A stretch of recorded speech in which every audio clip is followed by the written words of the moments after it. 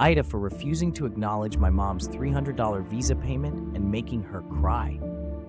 So, backstory. About 10 years ago, my mom, now 69, had racked up a massive amount of credit card debt. She was unemployed, facing eviction, and in a really bad spot.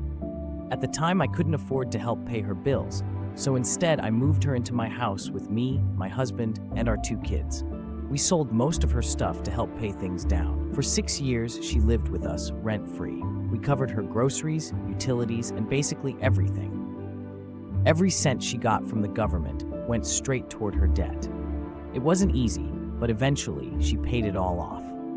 Once she was debt-free, I helped get her onto social assistance and into low-income senior housing. She's been on her own for about 3 years now.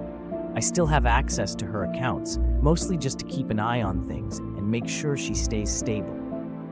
Recently, I got a notification that her visa was over the limit. This card was only supposed to be for emergencies, but when I looked at her statement, it was full of stuff like mobile games, restaurants, and random purchases.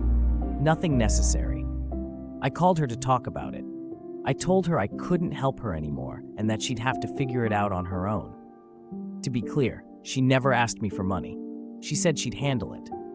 But she got really upset when I refused to acknowledge that she had made a $300 payment on the card. She started crying, saying she is trying, and I still shut her down because I was frustrated and didn't want to give her credit for backsliding again. Now, I feel conflicted. On one hand, I've already sacrificed so much for years to help her, and I can't keep bailing her out.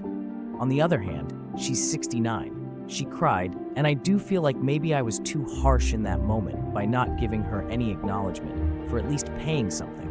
So, Ada for refusing to acknowledge her payment and making her cry.